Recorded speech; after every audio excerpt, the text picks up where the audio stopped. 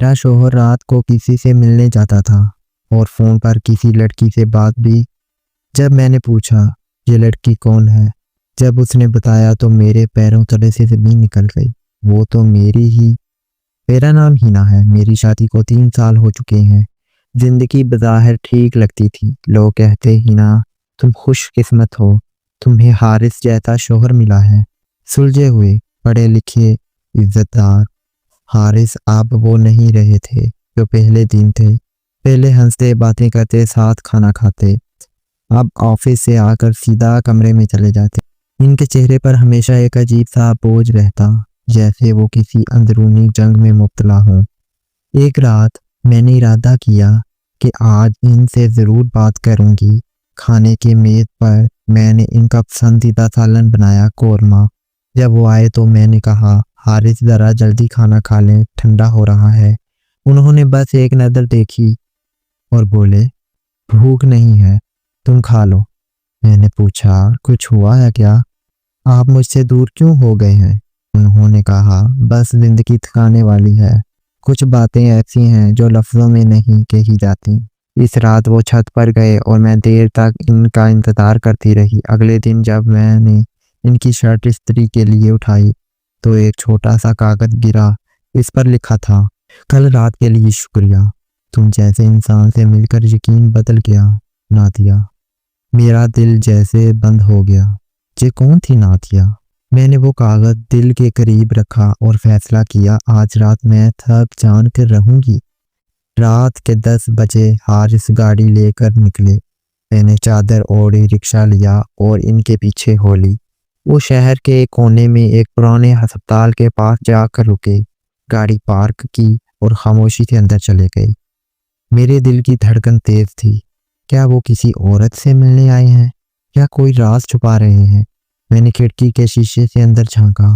وہ کسی عورت کے پاس نہیں، ایک بوڑھے آدمی کے سامنے بیٹھے تھے اور ان کے ہاتھ کانپ رہے تھے۔ میں نے سنا وہ بولے بابا اب اور نہیں چھپا سکتا، ہینا سب جان لے گی۔ اور وہ بوڑھا آدمی بولا نہیں بیٹا ابھی نہیں، سچ بہت بڑا ہے، وہ برداشت نہیں کرے گی۔ میری سانس رک گئی۔ آخر ایسا کیا سچ تھا جو میرا شوہر مجھ سے چھپا رہا تھا؟ اگلے دن میرا دل کانپ رہا تھا۔ میں نے حارث سے کچھ نہیں پوچھا، مگر اندر ہی اندر فیصلہ کر لیا تھا کہ اب میں خاموش نہیں رہوں گی۔ میں نے چھپکے سے ان کا فون دیکھا۔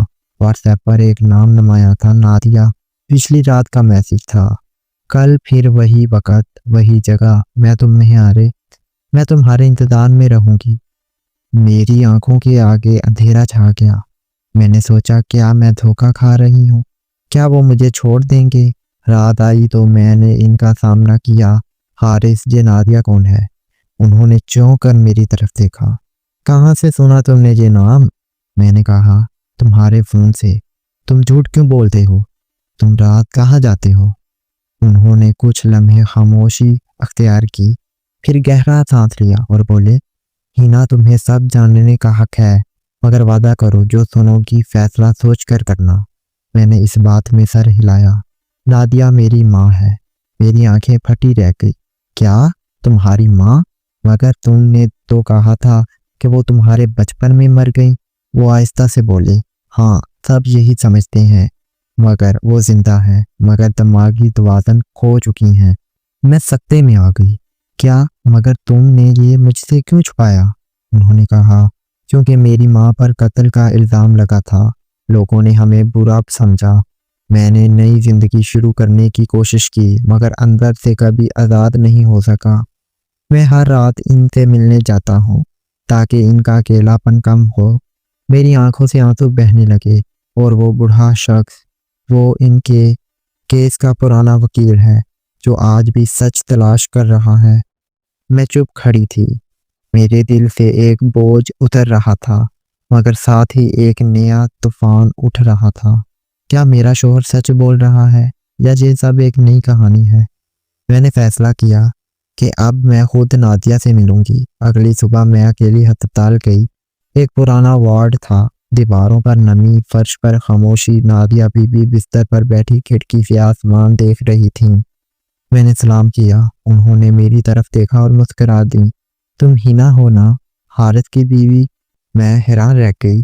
آپ کو میرا نام معلوم ہے؟ انہوں نے دھیرے سے کہا۔ ماں اپنے بیٹے کی زندگی کی ہر چیز جانتی ہے۔ میں نے بیٹھ کر ان کا ہاتھ تھاما۔ آنٹی، آپ پر جو الزام لگا تھا وہ کیا تھا؟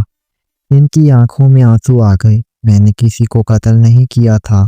میں نے اپنی بہن کو بچانے کی کوشش کی تھی، لیکن وہ گر کر مر گئی۔ وہ الزام مجھ پر آ گیا۔ حارث چھوٹا تھا۔ میں نے چاہا کہ اسے سچائی سے دور رکھوں تاکہ وہ عزت سے جی سکے۔ میں خاموش ہو گئی۔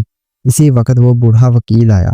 اس نے مجھے ایک پرانی فائل دی، جو ثبوت ہیں کہ نادیہ بی بی بے گناہ تھیں۔ اصل قاتل ان کا شوہر تھا، جو برسوں پہلے ملک چھوڑ گیا تھا۔ میں نے وہ فائل حارث کے سامنے رکھی۔ اس کی آنکھوں میں آنسو بھر آئے۔ میں ساری زندگی غلط فہمی میں جیتا رہا۔ میری ماں مجرم نہیں، قربانی دینے والی تھی۔ اس دن کے بعد سب بدل گیا۔ میں نے حارث سے کہا، کبھی کسی پر شک مت کرنا، خاص طور پر اپنے قریب والوں پر۔ محبت اعتماد سے جیتی ہے، شک سے نہیں۔ نادیہ بی بی کا علاج ہوا اور آہستہ آہستہ ان کی یادداشت واپس آنے لگی۔ ایک دن انہوں نے میرا ہاتھ پکڑ کر کہا، بیٹی، کبھی اپنے شوہر سے ناراض مت ہونا۔ بعض اوقات مرد کے کندھے پر اتنا بوجھ ہوتا ہے کہ وہ الفاظ میں بیان نہیں کر سکتا۔